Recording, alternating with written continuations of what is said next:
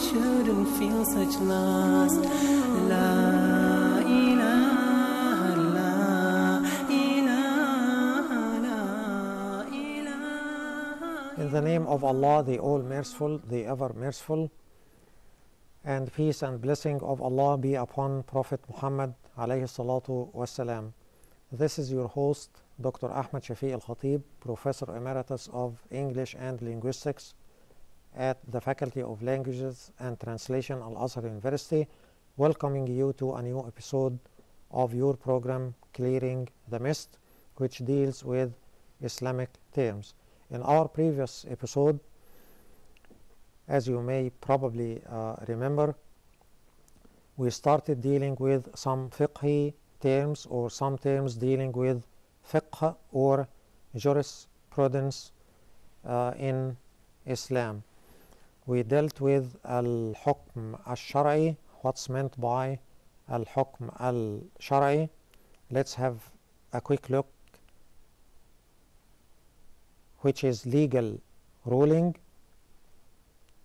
And we said that we have several types or several levels or degrees of legal rulings. We covered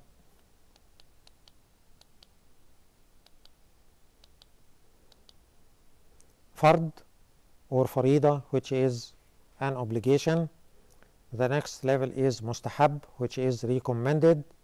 The third level is mubah, permissible, and we come now to another type of legal rules or legal rulings, which is makruh. What is makruh? Makruh is abominable. Abominable. What does this mean? If a person performs this action, he will not be sinning, but if he leaves it off, he gets rewarded. Then if you do it, you are not a sinner. You have not committed a sin, but it's better for you to leave it. Then, for example, if you give or take with the left hand, if you give things with the left hand, if someone asks you to give him or her something, or if you decide to offer something to someone and you use your left hand to do this, well, we cannot say that this is prohibited, haram, but it is makruh, because it's better in Islam to do things. The preference is always to the right hand and the right leg when you enter a mosque, and if you are going out or leaving a mosque, you should start with your left leg, and so on and so forth. Then if you still use your left hand to give people things, you are not really sinning, but it's better for you not to do this, and you are rewarded if you don't. And of course you are rewarded if you do what is not makruh by giving things and taking things, accepting things from others by using your right hand, for example. We also have what we call haram. As you have probably noticed, and I'm sure you did, we are moving from the greatest obligation, fard or farida, to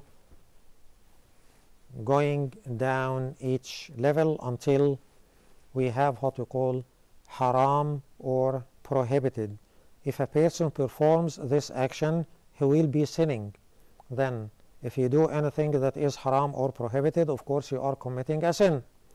And if he leaves it off, he will be rewarded. This is quite natural, quite logical. If you do something and you are punishable for it or punished for it, then if you leave it out, if you don't do it, you get rewarded for it. Like what? What is an example, dear brothers and sisters? An example is disobedience towards one's parents. It's haram to be disobedient to your father or mother, or both, of course. because we are commanded in the glorious Quran and in several prophetic hadith, in several sayings and traditions of the Prophet, peace be upon him, to be obedient to our fathers and mothers and to give them the utmost care we can.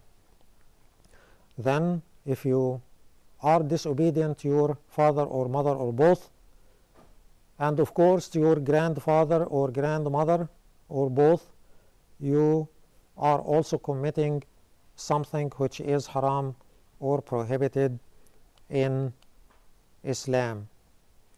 We started with the word fiqh, which we translated approximately or for convenience into jurisprudence.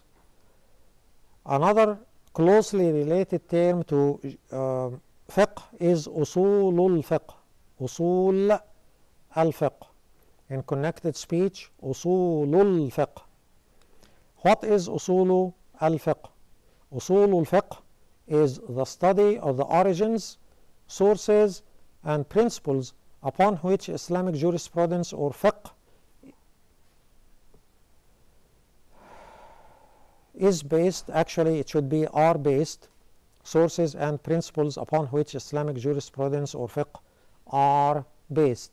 Then, if you study the origins or the sources or the principles on which fiqh is based, if you study how these rules or rulings came to be, as we have said, came to be fard or mubah or makruh or whatever, of course this is decided, this is determined according to Sharia, Islamic law, and in usul al-fiqh, which is based on Islamic Sharia, we can make a distinction between an act being permissible, for example, or recommended or prohibited or lawful, and so on and so forth. What is Sharia? We have already touched upon this.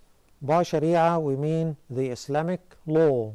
The Islamic law as derived from the sources of legislation. We have 4 sources of legislation. What are the sources of legislation in Islam? Where do we have our rulings?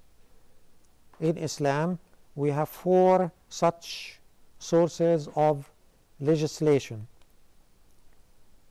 Given in order, the first one is the glorious or the ever glorious Quran, which is, as all of us know, the book of Allah or Allah's book and His divine revelation to all humanity. This is the first source of legislation. The second source is the Sunnah of the Prophet, blessing and peace be upon him. It denotes the practice of Prophet Muhammad, blessing and peace be upon him, that he taught and practically instituted as a teacher of the Sharia and the best exemplar. Then here we have the Sunnah. The Sunnah is roughly falls into 2 things. One of them concerns the Prophet's sayings, blessing and peace be upon him, what he said, and this is called as-sunnah al-qawliya, as-sunnatu al-qawliya, that's what the Prophet said. And we have as-sunnatu al-fa'liya, what the Prophet did. Then we should observe everything the Prophet said, and we should stick to, abide by everything the Prophet did. All of this come under the title or the heading of Sunnah. Then we have the Quran, the Sunnah, These are the first two sources of legislation in Islam.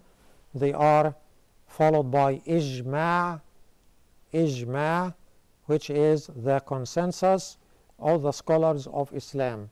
The scholars of Islam, we don't have what we call men of religion in Islam. Rijal al-Din fil Islam, we don't have any such designation.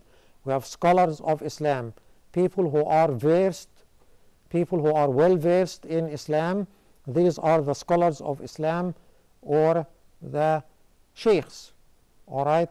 People who are scholars, people who are learned about Islam. If they have consensus, they agree, unanimously agree on a thing, then this is also considered a source of legislation, followed the Quran and the Sunnah. Then if there is a matter which is not directly stated in the Quran or directly stated in the Sunnah, then we have ijma', consensus of the scholars.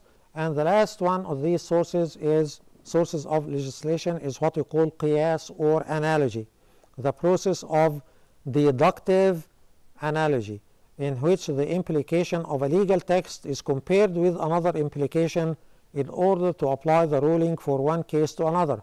Let me give you a very simple example to explain this.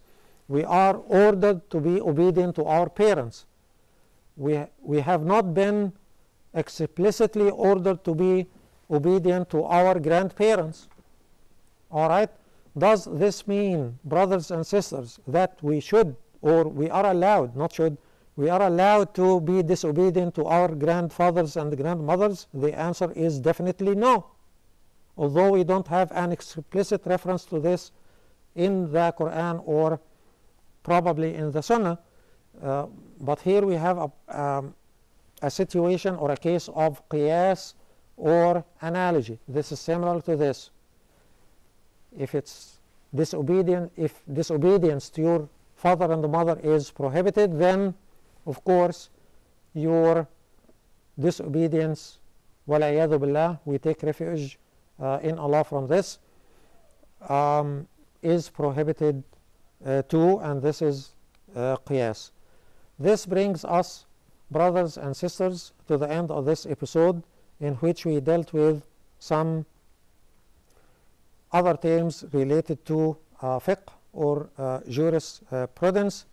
In our next episodes, by the will of Allah, we are going to start dealing with Islamic sciences, and we are going to start with the science dealing with hadith or prophetic traditions, and the classification of the very elaborate classification of hadith, the Prophet's sayings, blessing and peace be upon him. Until we meet again, I leave you in the care of Allah. أترككم في أمان الله ورعايته. And until we meet again, Assalamu alaikum wa rahmatullahi wa barakatuh.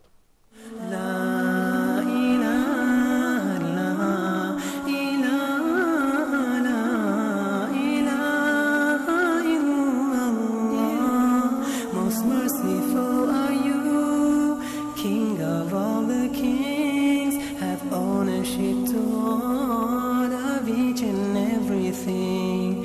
Indeed, I am your slave, created from the dust, a traveler in this world. I shouldn't feel such loss.